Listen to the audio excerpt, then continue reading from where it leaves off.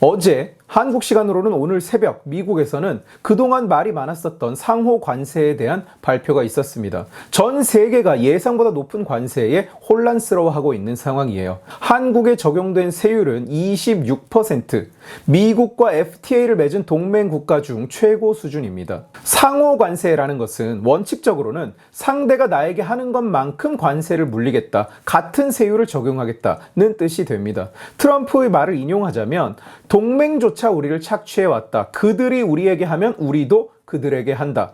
그동안 당해왔는데 이제는 당하고 있지만은 않겠다. 이런 선언입니다. 트럼프는 어제 행사에서 이 날을 해방의 날이라고 표현했습니다. 겉보기에는 공정성을 추구하는 정의를 찾아가는 결단 같지만 실상은 전혀 그렇지 않습니다. 세계가 예상보다 훨씬 높은 수준의 상호 관세 때문에 난리가 났다는 말씀을 드렸는데, 정말로 미국의 상호 관세가 상호 관세라면 사실은 혼란스러울 일이 없죠. 우리가 물리는 대로 거기서도 물린다는 거니까요. 그런데 트럼프는 여기에 비관세 장벽을 고려하겠다는 조건을 집어넣었습니다. 관세뿐 아니라 다른 조건을 더해서 매기겠다는 뜻이었고, 그게 대체 무슨 방법으로 계산이 돼서 나올지 아무도 예측하지 못했던 겁니다. 그리고 나온 결과물은 황당했습니다. 트럼프 대통령이 직접 발표한 자료에 따르면 한국이 미국에 부과하고 있다고 미국 행정부가 주장한 관세는 50%입니다.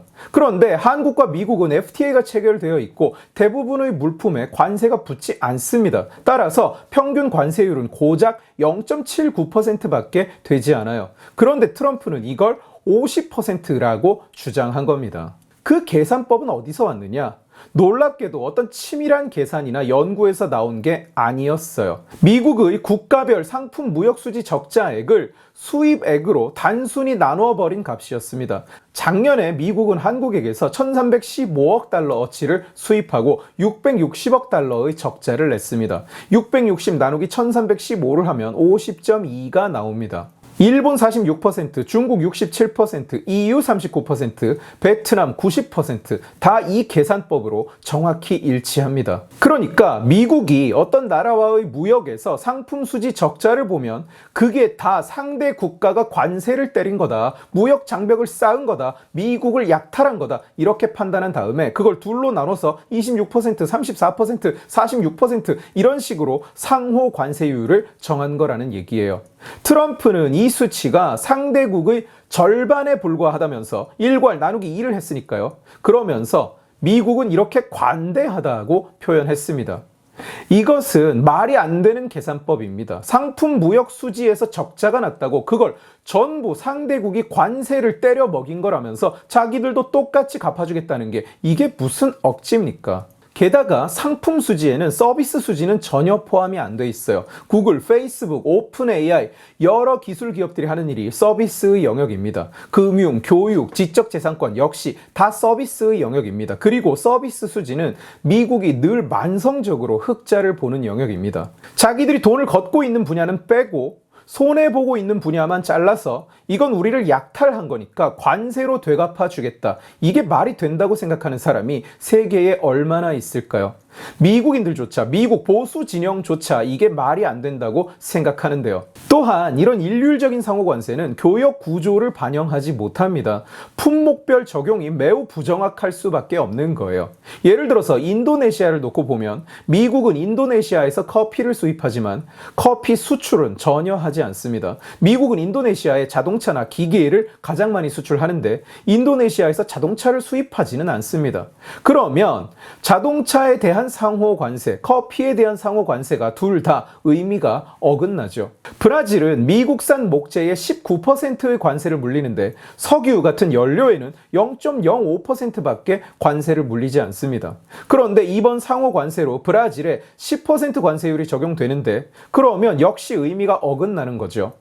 말이 안 되는 미스매치가 모든 분야, 모든 물품, 모든 국가에서 벌어지는 겁니다. 그것도 말도 안 되는 계산법을 토대로. 심지어 트럼프의 발표에는 허드 맥도날드 제도에 10%의 관세를 매긴다는 설명도 들어있었는데 이 섬들은 남극에 가까운 섬이고 사람이 전혀 살지 않습니다. 지금은 오직 펭귄만 사는 섬입니다. 트럼프는 이런 곳에도 관세를 물리겠다고 선언한 겁니다. 이 외에도 인구 600명짜리 섬, 또는 주민이 아예 없고 노르웨이 군인들이 교대로 근무하고 있는 북극해의 군기지, 이런 게 다 이번 상호 관세 부과 리스트에 올랐어요. 오죽하면 엑셀로 그냥 쭉 긁었다는 소리가 나올 정도입니다.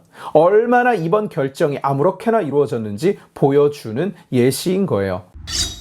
트럼프 행정부는 이번 상호 관세를 통해서 첫째, 무역 적자를 축소하고, 둘째, 자국 산업을 보호하고, 셋째, 재정 수입을 증대하겠다는 목표를 이야기하고 있습니다.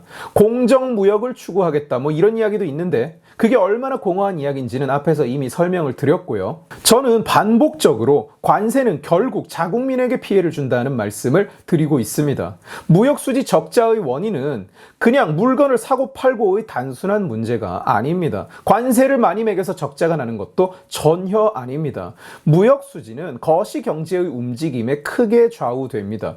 미국은 저축보다 투자가 항상 높은 상태를 유지하고 있어요. 소비가 크니까 물건을 밖에서 사오는 수밖에 없는 겁니다. 그러니 구조적으로 무역에서 적자가 발생할 수밖에 없는 거예요. 그것을 막겠다고 한쪽에 벽을 세워버리면 막히는 게 아니라 벽을 돌아서 흐르게 되는 겁니다. 시장은 반드시 길을 찾는다고 제가 늘 말씀드리잖아요. 2018년에 트럼프가 중국에 급격히 관세를 물렸을 때 트럼프는 무역 적자가 개선될 것이라고 이야기했었습니다. 그러나 그 공급처는 중국에서 멕시코와 베트남으로 빠르게 옮겨갔고요. 무역 적자는 오히려 더 확대됐습니다. 또한 이런 일방적인 관세 부과 조치는 반드시 상대국의 맞대응 관세를 불러오죠. 그리고 이는 직접적으로 미국의 수출 감소로 이어지게 됩니다. 2018년에 트럼프 1기 행정부가 중국에 관세를 부과하자 중국은 미국산 콩에 보복 관세를 매겼습니다. 그 조치는 미국 미드웨스트의 콩 농가들에게 직접적인 타격이 됐어요. 미국 정부는 결국은 콩 재배업자들에게 수십억 달러의 보조금을 지급해야만 했습니다. 다 자국에서 생산하고 자국에서 소비하겠다는 아이디어도 비현실적이긴 마찬가지입니다. 생산 증가에는 한계가 있어요. 당장은 막 공장 짓는다는 발표가 나오고 해외 투자가 오니까 잘 되는 것 같죠. 그러나 공급은 무한히 증가할 수 없습니다. 그리고 생산 비용의 증가는 중장기적으로 오히려 투자 감소의 요인이 됩니다. 2018년에 트럼프는 자국 전자제품을 보호하겠다고 세탁기에 관세를 물렸어요. 채널 초기의 영상에서도 제가 말씀드린 바가 있습니다만 미국산 가전제품은 이제 세계 시장에서 경쟁력이 전혀 없습니다. 그래서 이 조치는 당시에 월풀을 돕는 법, 월풀을 살리겠다는 조치라고 불릴 정도였어요. 단기적으로는 LG도 미국 현지에 공장을 증설하기도 하고 일자리가 늘어나는 듯 보였습니다만 그 부품은 여전히 외국에서 수입을 했어야 했습니다. 전부 미국 내에서 자체 조달할 수 있는 게 아닙니다. 지금 트럼프는 그렇게 주장하고 있지만, 그리고 비용의 증가, 또 서플라이 체인의 붕괴는 소비자 가격의 상승으로 이어졌습니다. 2018년 관세 부과 이후에 미국 내 세탁기 소매 가격은 단기간에 평균 12% 상승했습니다. 수입품뿐 아니라 미국 내에서 생산된 세탁기도 마찬가지였다는 거예요. 연구 결과 일자리는 1,800개 정도 증가했으나 소비자 비용이 총 15억 달러나 늘어나면서 결국 일자리 하나당 81만 5천 달러, 우리 돈으로 12억 원에 가까운 돈이 일자리 하나당 들어간 셈이었습니다. 결국 자국민의 돈으로 그걸 하게 된 꼴입니다. 지금 미국의 테크 기업들이 세계를 지배하고 있어요. 미국의 인공지능 기술을 세계인이 쓰고 있습니다. 지금 대유행하는 챗GPT, 지브리 스타일 프사, 전부 미국의 기술과 미국의 인프라로 만들어진 겁니다. 그런데 그에 필요한 서버는 어디서 공급을 받을까요? 멕시코에서 70%, 대만에서 20%를 사옵니다. 그런데 거기에 관세를 붙이면 결국 누가 그 비용을 감당하게 될까요? 멕시코의 어떤 이름 모를 회사? 아니라는 겁니다. 미국의 기업, 미국의 국민이 지불하게 되는 거예요. 유형이든 무형이든. 그리고 덩달아 기술 발전마저 저해될 수밖에 없겠죠. 미국의 기술 발전이 저해된다면 그 데미지는 누구에게 갈까요? 물론 전 세계인이 영향을 받겠지만 미국인들에게 가장 크게 돌아갈 겁니다. 자동차 산업을 또 한 가지 예로 들어보면 유럽이나 일본 차를 미국이 수입할 때 매겨지는 관세는 원래 2.5%였습니다. 그걸 25%로 한 번에 올린 거예요. 그러면 외제차의 가격이 상승하겠죠. 외제차의 가격이 상승해 버리니까 있으니까 당장은 미국 내 자동차 산업이 반사 이익을 얻는 것 같죠. 그러나 부품 가격도 전체적으로 다 상승했습니다. 미국 내 생산 자동차 가격도 다 같이 상승하게 되겠죠. 소비자들은 이제 전과 비교도 안 되는 비싼 가격을 주고 차를 사야 합니다.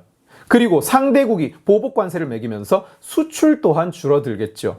미국 자동차 산업은 자국 시장에 갇혀버리면서 혁신이 저하되고 결국 자동차 산업 전체의 쇠퇴로 이어지게 됩니다. 이거 미국이 80에서 90년대에 이미 겪었던 시나리오입니다. 몇 년 전에 미국의 한 대학에서 실험을 했던 적이 있어요. 부품을 포함해서 중국산 물건을 전혀 쓰지 않는 삶의 모습이 어떨지를 분석해 보는 것이었습니다. 그리고 결과물은 예상보다 훨씬 놀랍고 또 참담했습니다. 가전제품은커녕 집에 전등조차 킬 수가 없었던 거예요.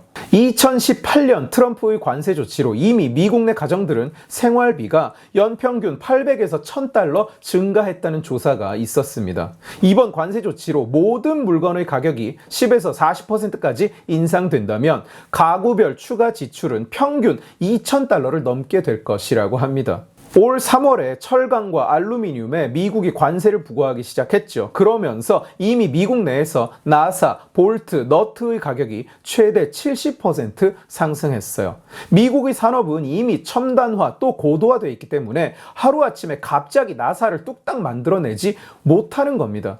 이렇게 자동차 부품에서부터 가전제품, 잔디깎기 제조에 이르기까지 모든 공급망이 뿌리부터 흔들리고 있는 상황인 거예요. 이 짧은 시간 만에. 비교 우위, 절대 우위에 대해서 들어보신 분이 많이 계실 겁니다. 선진국은 기술도 좋고 인프라도 발달했고 인재의 수준, 교육 수준이 모두 높죠. 첨단 산업은 물론이거니와 농업이나 단순 제조도 선진국이 더 잘하고 더 적은 비용으로 만듭니다. 이게 바로 절대 우위예요. 그러나 비교 우위라는 것은 거기에 기회비용이라는 개념을 추가합니다. 특정 재화를 한 단위 추가 생산하기 위한 기회비용이 적은 것, 그것이 바로 비교 우위입니다. 미국이 나사를 더 싸게 만들 수 있더라도 그 나사 하나를 만들기 위해서 GPU를 하나 만들 생산 요소를 투입해야 한다면 나사는 차라리 좀 더 비싼 가격을 주고 수입해다 쓰는 것이 이익이라는 겁니다.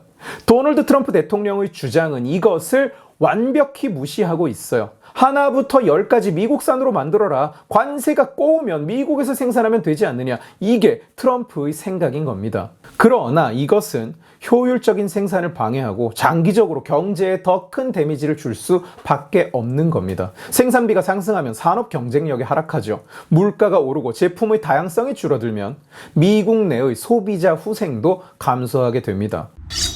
글로벌라이제이션, 세계화의 시대는 미국이 열었습니다. 그것을 부정할 수 있는 사람은 아마 아무도 없을 거예요. 그리고 이제 미국이 그 세계화 시대의 막을 내리려고 하고 있습니다. 결국 트럼프는 원하는 결과를 얻지 못할 거예요. 단기적으로는 그럴듯해 보이더라도 시스템 자체의 균열이 이미 생기고 있습니다. 제조업 강국의 길은 전등 스위치를 켜듯이 관세 버튼을 딱 누르면 성장이 팍 하고 켜지는 게 아닙니다. 이런 방식으로는 산업도 소비자도 이익을 보지 못합니다. 시장에서의 거래는 항상 상호호혜적이에요. FTA라는 약속은 그게 양국 모두에게 이익이 됐기 때문에 생겨난 거지 동맹국들이 미국을 약탈해 먹기 위해서 만들어낸 것이 아닙니다. 그리고 이런 말도 안 되는 짓을 힘으로 밀어붙이면서 미국 정부는 세계 속에서 존중도 잃고 있어요. WTO는 특정국에만 관세를 추가로 다르게 매기는 것을 허용하지 않고 있습니다. 이 조항을 피하고자 트럼프는 국가 경제 비상사태를 선포하고 비상이니까 해도 된다는 논리를 펴고 있어요. 이것은 미국을 신뢰할 수 없는 나라로 만드는 자충수입니다. 이는 미국의 정치적, 외교적 입지를 축소시킬 수밖에 없어요. 미국은 중국을 경계하는 동맹에 자유진영 국가들이 참여하기를 십수년째 독려하고 있습니다. 그러나 역설적이게도 지금 그 동맹이 힘을 얻을 수 없게 만들고 있는 것이 바로 현재 미국의 행정부입니다. 힘이 세니까 한다. 힘으로 안 되면 따라라. 이거야말로 존중을 잃는 가장 빠른 길이죠. 자국의 이익에 충실한 것은 당연합니다. 그러나 그것이 자국의 이익을 위해서 무슨 짓이든 해도 된다는 뜻은 아닙니다. 왜 미국이 지금껏 세계의 여러 이벤트에 적극적으로 개입해 왔느냐? 결과적으로 그게 더 싸기 때문입니다. 세계의 질서를 직접 손에 쥔 것이 더 싸기 때문에 팍스 아메리카나를 포기하는 대가는 결코 싸지 않습니다. 게다가 그 조치가 적자액을 수입액으로 나눠서 그걸 관세로 매기면 경제 정의가 실현된다는 식의 황당무계하고 말도 안 되는 이야기라면 당연히 득보다 실이 클 수밖에 없죠. 우리가 지금 보고 있는 것이 세계화 시대의 종말이라는 어두운 역사의 현장인지도 모릅니다. 그것을 세계화의 중심, 미국의 한 정치인이 직접 하고 있는 것이죠. 오늘 지식의 칼은 여기까지입니다. 재미있게 보셨으면 지식의 칼 채널을 구독해 주시고 이 영상을 주변에 공유해 주세요. 여러분들이 공유해 주시면 설득은 제가 하겠습니다. 고맙습니다.